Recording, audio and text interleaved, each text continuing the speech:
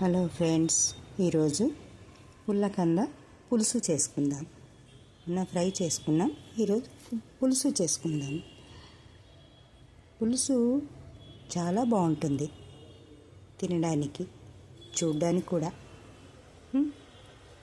ఇవి కంద బచ్చలి కూర అని ఎక్కువగా చేస్తారు, అది స్పెషల్. బచ్చలి కూర వేయకుండా కూడా మనం పులుసు పెట్టి కూడా దీన్ని వండుకోవచ్చు. అందుకని దీన్ని ఇలా చేసి చూపిస్తున్నాను మీకు. ఇది మా అమ్మ మా చిన్నప్పుడు చేసి పెట్టేది, మాకు నేర్పించింది. అందుకని మీకు కూడా నేను చూపిస్తున్నాను. నేర్చుకొని చేసుకొని తినండి, ఓకేనా? కందను శుభ్రంగా చెక్కేసి, అంటే చెక్కేటప్పుడు మనం అంతా వీడియో తీయడం ఎందుకని అది తీయలేదు. చిన్న చిన్న ముక్కలు మన కూరగాయలు ఎలా తరుక్కుంటామో దీన్ని కూడా మీకు నచ్చిన సైజులో, పులుసు కంటే కొంచెం పెద్దగా ఉంచుకోవాలి, రైస్ అంటే చిన్న చిన్నగా తరుక్కోవాలి, అవును కదా? అందుకని ముక్కలు తరిగి పక్కన పెట్టుకున్నాను నేను. మామూలుగా అన్ని కూరగాయలు ఎలా పోపు వేసుకుంటామో అలాగే దీన్ని కూడా పోపు చేసుకుందాం. కళాయి పెట్టి నూనె పోసుకొని జీలకర్ర, ఆవాలు, ఒక 4 మెంతులు, ఒక చిన్న పట్టా ముక్క, ఓ 2 లవంగాలు, ఓ యాలక్కాయ. ఇవి చాలా గుమగుమలాడుతూ ఉంటాయి, మంచి టేస్ట్ కూడా ఉంటాయి. వేసుకున్న తర్వాత ఇవి ఉల్లిపాయలు,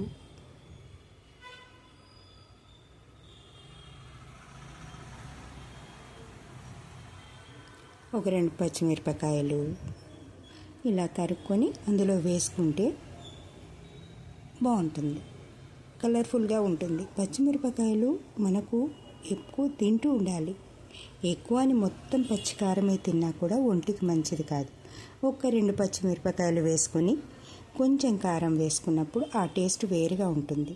మీరు ఎప్పుడెప్పుడు ఎలా తినే అలవాటు ఉందో కానీ ఇలా తిని చూడండి, బాగుంటుంది. అల్లం వెల్లుల్లి కూడా వేసి కాస్త కలిపి అప్పుడు ఈ ముక్కల్ని అందులో వేసేయండి.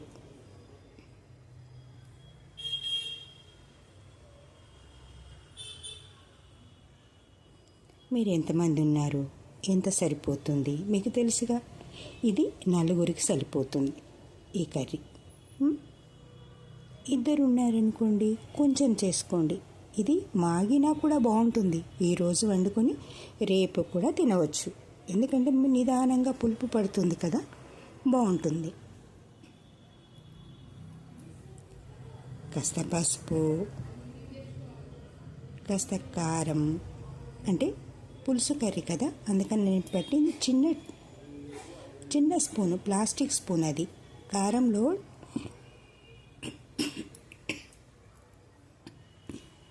స్టీల్ స్పూన్స్ పెడితే కారం ఖరాబ్ అవుతుంది, కాదు చెంచా కూడా ఖరాబ్ అవుతుంది, శీలం ఎక్కుతుంది కదా, ఆ శీలం వల్ల మన కారం ఖరాబ్ అవుతుందని నేను ప్లాస్టికే పెడతాను. అందుకని ప్లాస్టిక్ స్పూన్ చిన్నగా ఉంటుంది కనుక ఒక స్పూన్ మీద కొంచెం వేసాను.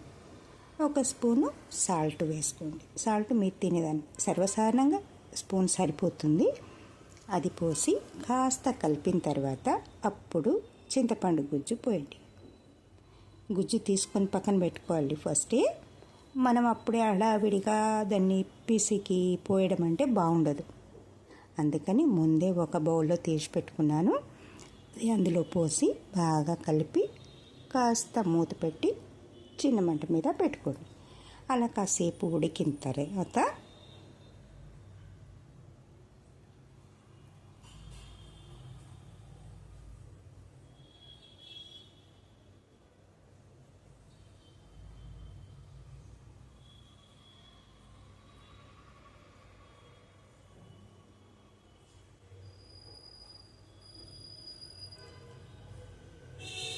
ఇప్పుడు కాస్త కూర ఉడుకుతుంది కదా, అందుకని ఆ ముక్కలు దాదాపుగా ఉడికి ఉంటాయి.